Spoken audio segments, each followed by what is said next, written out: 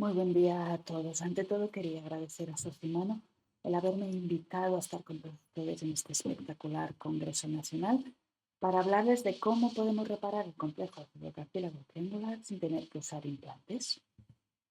Como todos ya sabemos, el complejo fibrocartílago triangular consta de dos partes diferenciadas anatómica y funcionalmente: su porción superficial, distal, y su porción profunda o proximal.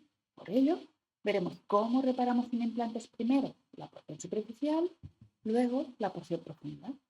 Veremos a continuación algunos gestos técnicos que les son comunes y acabaremos repasando el tratamiento postoperatorio.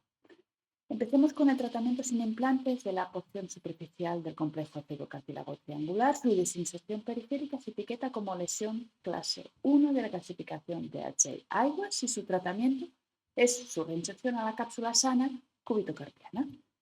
Para ello utilizaremos tres portales de la articulación radio-cúbito-carpiana.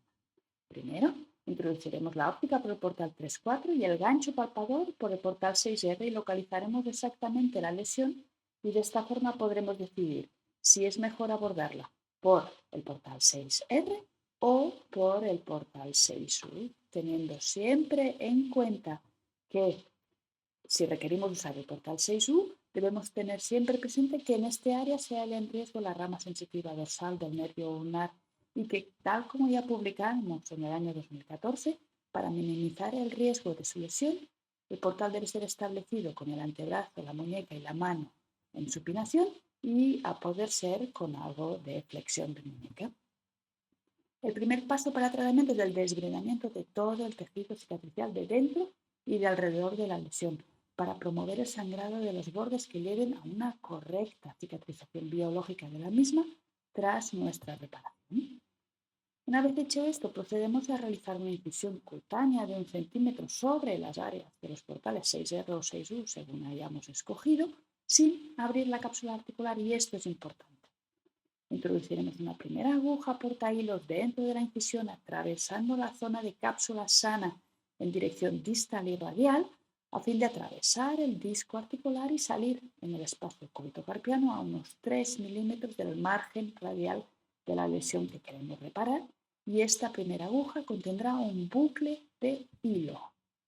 Introduciremos luego una segunda aguja portahilos a través de otra área de cápsula sana a unos 4 o 5 milímetros más distales de la primera, directamente dentro del espacio articular sin atravesar el disco articular. La introduciremos dentro del bucle de hilo que hemos introducido antes e introduciremos un hilo de sutura a través de ella. Puede ser un PDS de 3 ceros, un Prolene o un Farrowwire según nuestras posibilidades. Retiraremos en este momento ambas agujas una a una con cuidado y traccionaremos del extremo libre del bucle.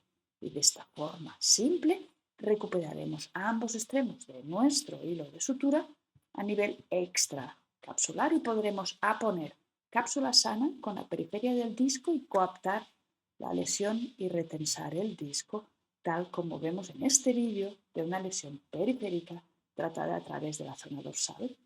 De esta forma habremos sellado la lesión y habremos recuperado la tensión de la porción superficial del disco articular.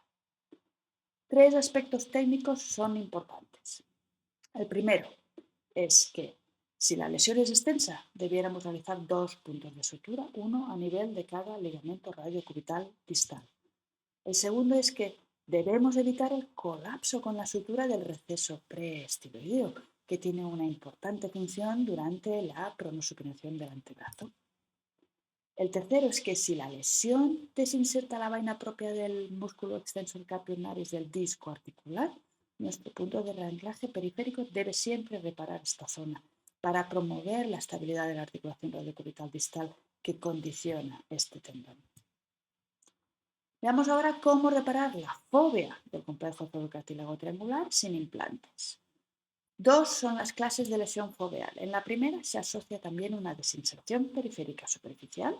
Estas son las lesiones clase 2 de la clasificación de AJ-IWAS, y en estos casos podemos acceder, ver y trabajar sobre la zona foveal desde la articulación radio-cúbito-carpiana. En los otros casos, la lesión foveal no se asocia a una desinserción de la porción superficial son las llamadas lesiones de clase 3 y solo podremos acceder a trabajar y ver la zona foveal a través de una artroscopia de la articulación radiocubital distal que nos permitirá un acceso claro a la inserción foveal del complejo de cigocartílago triangular, como en este caso donde pueden ustedes apreciar una fovea normal. En estos casos es importante distender el estrecho espacio proximal al disco articular y personalmente yo lo hago insuflando aire, como ven en esta imagen. Para reinsertar la porción proximal del complejo cigocartílago triangular debemos dominar 5 portales, 2 de la articulación radio-cúbito-carpiana y 3 de la articulación radio-cubital distal. Con estos últimos podemos acceder a la fovea que ven ustedes pintada en rosa oscuro aquí desde 3 ejes distintos. El primer portal de la articulación radiocubital distal es el foveal directo, coloreado aquí en verde, y que se halla 1 centímetro proximal al portal 6U, y para establecerlo debemos colocar el antebrazo en supinación para que la estiloides del cúbito rote a dorsal y no nos tapone la entrada al compartimento cúbito-carpiano.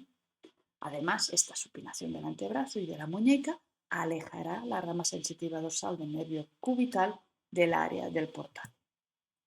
El segundo portal de la articulación radiocubital distal que debemos dominar es el radiocubital dorsal distal que se halla 1 centímetro proximal al portal 6R.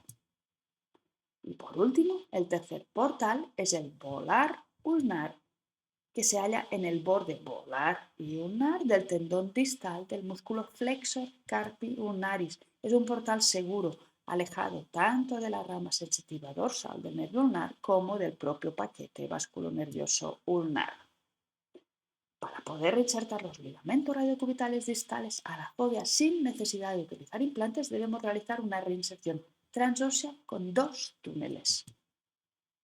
El primer paso, imprescindible, como siempre, es limpiar a motor todos los restos ligamentosos que puedan quedar en la fovea y decorticar la zona foveal para facilitar un sangrado que permita una reparación biológica. El segundo paso imprescindible es asegurar que los túneles abocan a la zona foveal marcada aquí en rojo, que se halla en la base de la estiloides del cúbito que vemos en rosa. Y para ello existen 3 trucos. El primero es hacer una incisión cutánea de más o menos 1,5 centímetros a 1 centímetro de la punta de la estiloides cubital. Aunque debemos ser cautos a priori, en esta zona ya no debiéramos sufrir por la rama sensitiva dorsal del nervio cubital. Si angulamos nuestros túneles a 45 grados dentro de esta incisión en dirección distal y radial, lo normal es que salgamos directamente en la fovea. Otro truco es marcar con 2 agujas los bordes dorsal y volar de la estiloides cubital. Ello nos dará una orientación espacial de la ubicación de la fovea. Y si no nos sentimos seguros, podemos hacer nuestros túneles bajo control directo de la escopia, que habremos colocado en posición horizontal paralela al suelo y nosotros manteniéndonos entre los brazos del arco. Perforaremos 2 túneles paralelos con 2 agujas de Kirchner de 2 milímetros hasta que los veamos aparecer en la fovea, ya sea por control artroscópico directo o bajo control escópico. Las retiraremos y las sustituiremos por 2 agujas espinales de 17 G con las que atravesaremos el disco articular. El disco está muy suelto y no siempre es fácil perforarlo en el lugar exacto que nosotros queremos.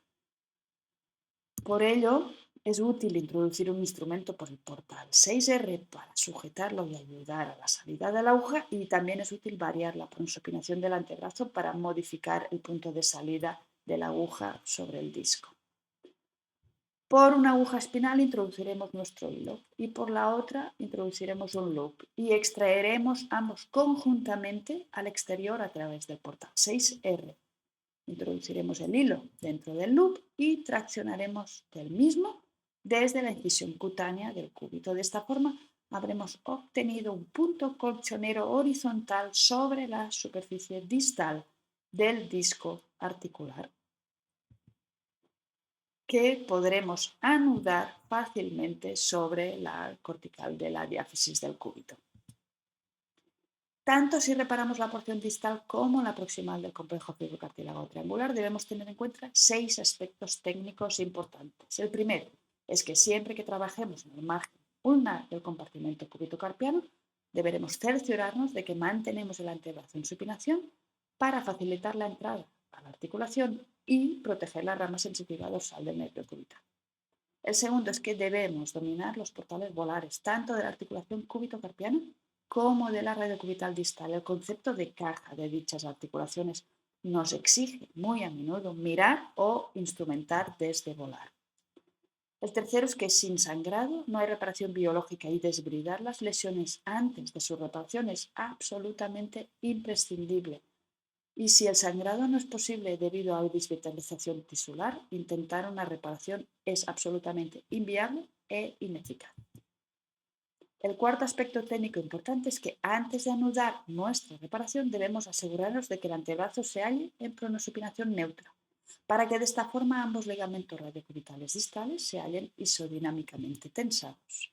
Y además, como quinto aspecto importante, debemos aflojar la tracción antes de anudar para relajar los ligamentos cúbito-carpianos que se insertan sobre el ligamento radiocubital distal volar. Finalmente, el sexto aspecto técnico importante es que si tenemos dudas en si el paciente presenta una radiocubital inestable o no, procedamos siempre a una reinserción foveal y no nos conformemos con una periférica de la porción superficial. Ambas técnicas tienen un postoperatorio similar. Debemos limitar la pronosupinación del antebrazo durante 4 semanas. Sin embargo, a las 2 semanas postoperatorias el paciente puede iniciar movilidad de flexoextensión de la muñeca y movilidad en dart throwing. Y creo aconsejable evitar la pronosupinación contra resistencia de la muñeca y del antebrazo durante 3 meses. Muchas gracias por su amable atención e interés.